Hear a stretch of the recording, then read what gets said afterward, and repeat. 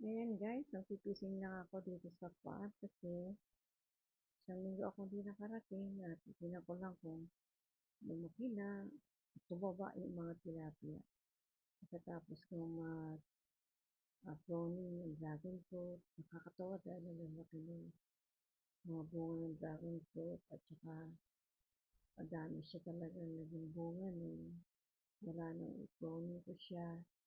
Lumilis yung mga bulaklak at yung mga bulaklak naman na sobra dun sa dragon fruit ay pinakain ko sa mga bibi namin. Siyempre napagod ang donya kaya ayan, fishing ako. Wala akong kasama kapatid ngayon, ako lang mag-isa. Kaya ako lang nag-fishing. Ang oras ngayon ay mga 4:30 ng tanghali.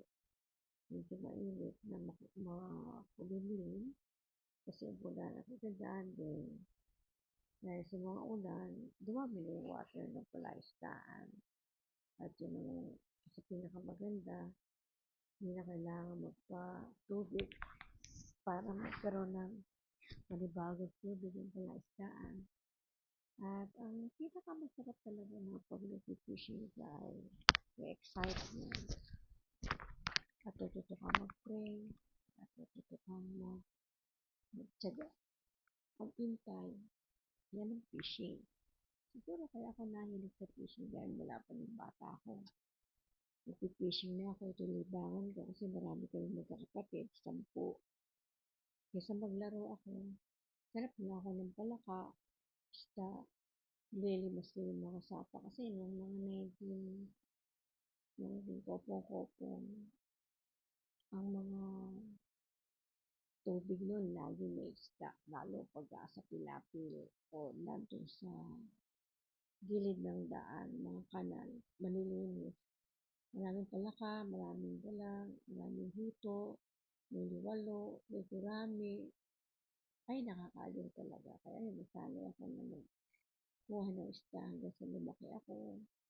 Kahit yumaman man ako ng yumaman, gusto kong ginagawa yung mga dati kong ginagawa. May nangarap kami na magkaroon ng sariling palaisdaan, magkaroon ng farm, naglagay kami ng tilapia, hito, pero nagtataka kami, wala naman kaming dalag. Pero nagtatalag yung aming mga palaisdaan. Yung tilapia, nagkaroon ng hito. Kasi nung pag bumabaha, napapapasok kami ng tubig galing sa baha, galing sa bukid, nagkaroon siguro ng mga itlog ng mga dalag at saka ng ang hindi ko na lang nahuhuli, gurami at saka liwalo, at saka lukao. Pero maglalagay din ako dito. Kaya, ayan, happy fishing talaga sa buhay natin. Isa sa pinakamaganda na natutunan ko ay magtiwala ka sa iyong sarili, magtiwala ka sa Lord, mangarap ka, na anumang pinapangarap mo, magkakaroon ng katuparan. Kasi makapangyarihan ang bibig natin. At lagi ko natatandaan yung salita ng Diyos sa Numbers 14:28. Na sinabi niya doon, surely as I live, declares the Lord, I will do to you, don't you, Sally, the very things I heard you say. Kaya nung panahon na wala pa kaming farm, lagi ko na sinasabi, magkakaroon ako ng farm, magkakaroon ako ng mga pananim. Nakakatawa dito sa farm, marami kaming tanim na saging. Binila ko nga kanina yung saging namin. Mahigit 30 na may bunga lahat at ang dadami nilang bunga talaga. At ang pinakamaganda, matamis lahat ng prutas, mga tanim dito, lalo na yung mga saging, saba, tsaka yung pindulan. Mag-i-enjoy ka talaga sa lalaki nila, tsaka ang hahaba talaga. Kaya hindi na ako bibili ng saging mula na nagpa-farm kami kasi nag-aabot-abot yung mga harvest, yung saging, marami din dito yung gulay. Nagtanim ako ng patola, upo, kalabasa, siling na panigang, siling na labuyo, siling bell pepper, ampalaya, patola, upo, kalabasa, ang wala na lang, singkamas, at saka sibuyas. Talong, meron din ako. At yun, Marami akong aloe vera, mulberry, malunggay, lahat na pwedeng itinanim talaga ay tatanim ko dito sa farm. Pero siyempre, pag napagod na ako, ang pinaka-libangan ko talaga ay mag-fishing.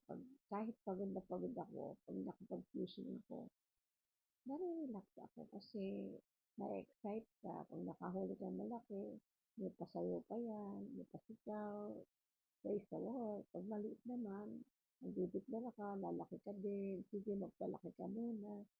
Ilalagay ko iba doon sa hituan kung mabuhay siya doon o lumaki para pag nag-fish ka ako sa hituan, may mahuhuli kang iba-iba. Hindi alam mo na isa lang ang fish doon. Kaya magugulat ka, fishing ako sa tilapiyaan, biglang may hito. At ang laki pa ha, 2.6 kilos. Minsan may 5 kilos akong nahuhuli, pero ito, maliit yung nahuli ko na to. Pero pwede na itong gawing buro. Yan, gumagawa rin kasi ako ng buro, ng daing.